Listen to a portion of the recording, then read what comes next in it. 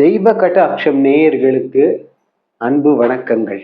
எல்லாருக்கும் தெய்வத்தினுடைய கட்டாட்சம், அந்த அருள் பார்வை மேலும் மேலும் கிடைக்கணும்னு பிரார்த்தனை செய்து கொள்கின்றேன். இன்னைக்கு நம்ம பார்க்கக்கூடியது கண்ணதாசன் பாட்டு. வழக்கப்படித்தான் இன்று நாம் பார்க்கக்கூடியது சிவபெருமானை பற்றி கண்ணதாசன் எழுதிய ஒரு அற்புதமான பாடல். அதுல உள்ள ஒரு ஆழமான நுணுக்கு. எத்தனை தடவை தான் சொல்றது? இப்பவே நீங்களே பல பேர் திட்டிருப்பீங்க, சார் கண்ணதாசன் பாடல்கள்ல நுணுக்கங்கள் அது தனியா சொல்லிட்டு இருக்கணுமா என்ன அப்படின்னு. வாங்க பாட்டுக்கு போயிடலாம். திருவிளையாடல் என்ற படத்தில் டி.ஆர். மகாலிங்கம் யாரு பானபத்திரரா நடிச்சிருப்பார். அங்க சுவாமி சன்னதியில நின்னுக்கிண்டு அவர் பாடக்கூடியது என்னது? இங்க பாரு, அதுக்குள்ளேயும் 2-3 பேர் சொல்லிட்டாங்க. ஐயா ஐயா அம்மா நீங்களும் தான், நீங்க சொல்றது இசைத்தமிழ் அந்த பாட்டானே, நீ செய்த அருஞ்சாதனை அது அப்புறமா. ஆனா அதுக்கு முன்னாடியே ஒரு தொகையரா ஒரு 4 வரி மட்டும் கையில அந்த தம்புராவோட அவர் உட்காந்து அந்த சிவன் சன்னதியில பாடுவார்ப்பா.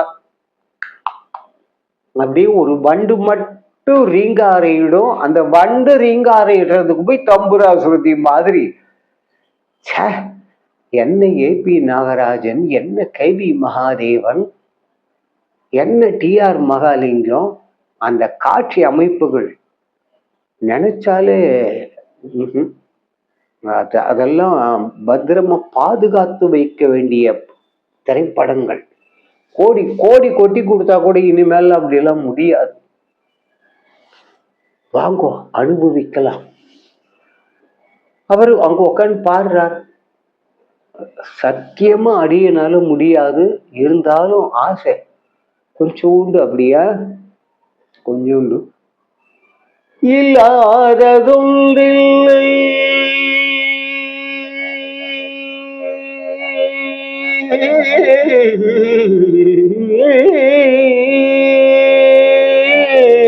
அவர் இன்னும் கொஞ்சம் போய் அப்படியே நிறுத்துவாரு. எல்லாமும் நீ என்று சொல்லாமல் சொல்லி வைத்த அப்படியே தம்பூர் ஒலி காக்கும். புல்லாகி உண்டாகி புழுவாகி மரமாகி புவியாவும் வாழ வைத்தாய் அப்படின்னு அப்படின்லாம் வருவார் அவர். அது அவரு வரலாம், நான் இது மேல ஏறி நின்னா கூட வந்துட வேண்டியதான். அடுத்ததுலயே சொல்லாலும் மனதாலும் சூடர் கொண்டு தொழுமோரை மெல்லம மேல ஏறும். பாட்டை எழுதின கண்ணதாசனா, இசையமைச்ச கே.வி. மகாதேவனா, அந்த டி.ஆர். மகாலிங்கம்மா. மென்மேலும் உயர வைத்தாய், அவர் உயர வைத்தாய். மென்மேலும்ங்கிறது இந்த வரிய மட்டுமாவது நீங்க மறுபடியும் 2-3 தடவை போட்டு கேட்டு பாருங்க. கண்ணதாசனுடைய எழுத்தின் வன்மை, கே.வி. மகாதேவனுடைய இசையின் வன்மை, அந்த டி.ஆர். மகாலிங்கத்தினுடைய அந்த குரலின் வன்மை, 3ம் புரியும். வன்மையாக நம்மை இந்த கஷ்ட நஷ்டங்களிலிருந்து உயர வைத்தாய். அந்த அவசரம், குவிக்னஸ் ஆங்கிலத்துல சொல்றோமே அது. சொல்லாலும் மனதாலும் சுடர் கொண்டு தொழுவோரே மெல்லமா வந்தாச்சா. மென்மேலும் அங்கேயே மென்மையா வந்தது, இங்க இன்னும் கொஞ்சம் மென்மேலும் சீக்கிரம் அப்கிரேட் பண்ணணும் மேல. அப்படி என்ன பண்றது அப்படிங்கிற அவசரம், அவசரமா உடனே அப்படிங்கிறதுக்காக உயர வைத்தாய்.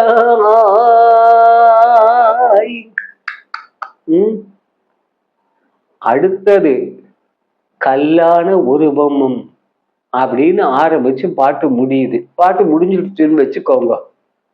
ஒரு கேள்வி கோச்சுக்காதீங்க, இது வரைக்கும் பாடின சொன்னேனே, எங்கேயாவது சிவன் பேர் வந்திருக்கா? வந்திருக்கா சொல்லுங்க.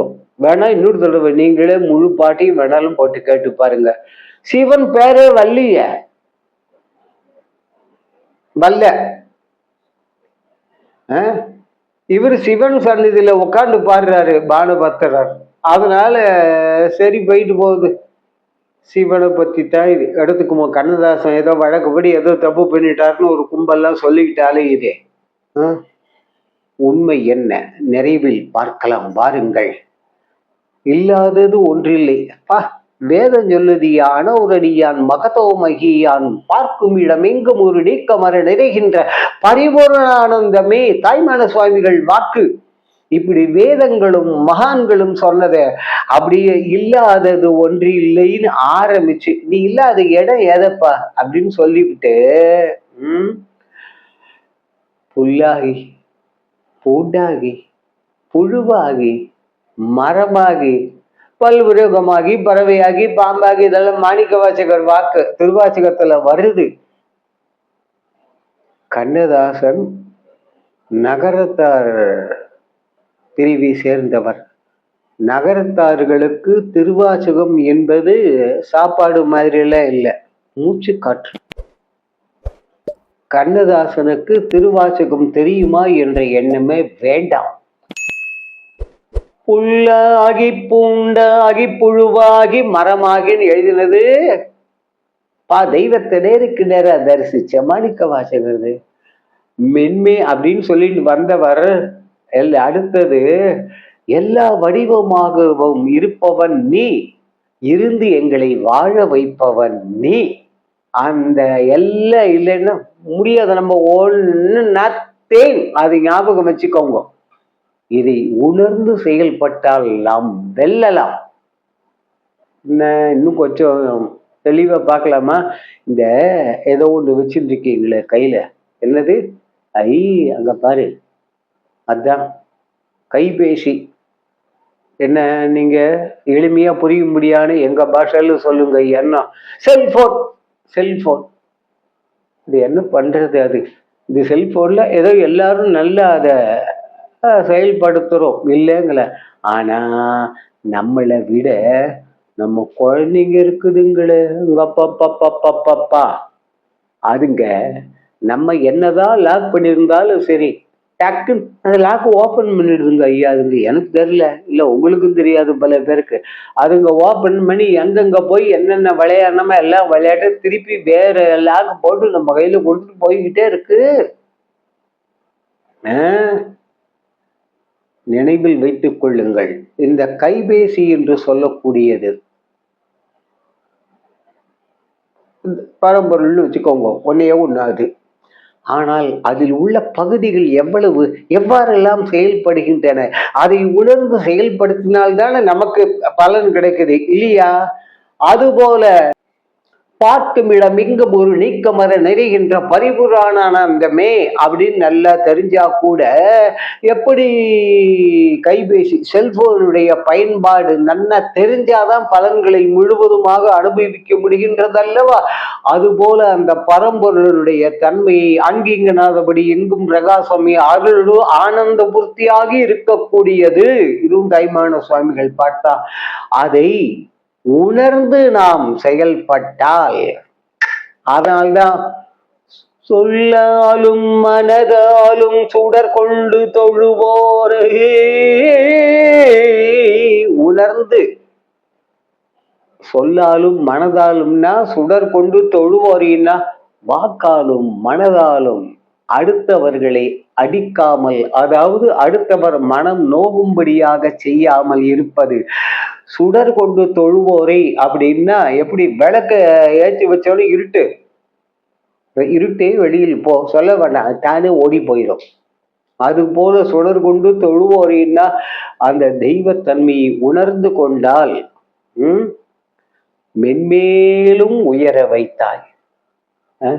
கல்லான உருவமும் கனிவான வடிவம் வடிவான சதுர்வேதனே அப்படின்னு சொல்லி 4 வேதங்களும் வடிவம் கொண்டு வந்தா என்ன, உன் வடிவம் தான் அப்படி இப்படின்னு சொல்லி முடிச்சுட்டார். இதுல சிவபெருமான் பேரை இல்ல, சன்னதியில உட்காந்து பாடுறாரு. சரி, அதுக்காக சிவபெருமான் பாட்டுன்னு எடுத்துக்கலாமா? அப்படி எடுத்துக்கலாம். ஆனால் கண்ணதாசனுக்குன்னேயும் உண்டான அந்த ஆழம் நுணுக்கம்னு சொல்றது வாங்கோ. கல்லான உருவமும்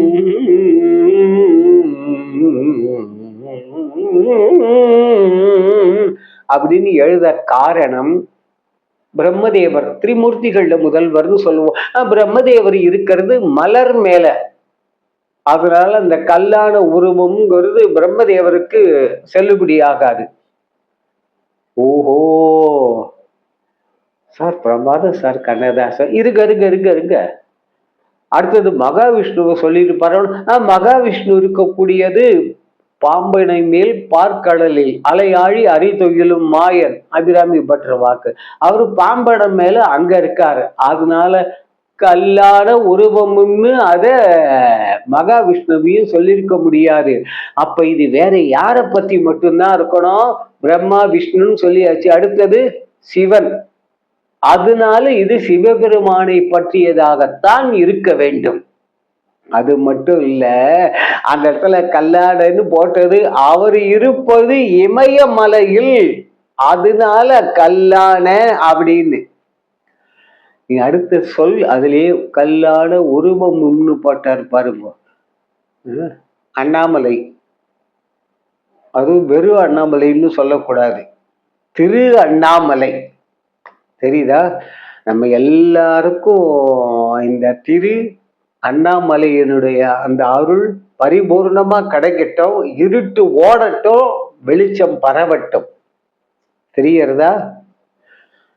அதுதான் அந்த இடத்தில் திருவண்ணாமலை என்பது சிவபெருமானுடைய வடிவமாகவே உள்ளது. அதனால்தான் மற்ற மலைகள்ல நாம ஏறலாம், திருவண்ணாமலையில் ஏறக்கூடாது. இந்த மலை ஏற வேலையை தயவு செய்து திருவண்ணாமலை மலையில வச்சுக்காதீங்க, விபரீதங்கள் விளையும். வேண்டாம். புரியுதா? அக்னி மலை அது. கல்லான உருவம் கண்ணதாசனை எழுதினதற்கு காரணம்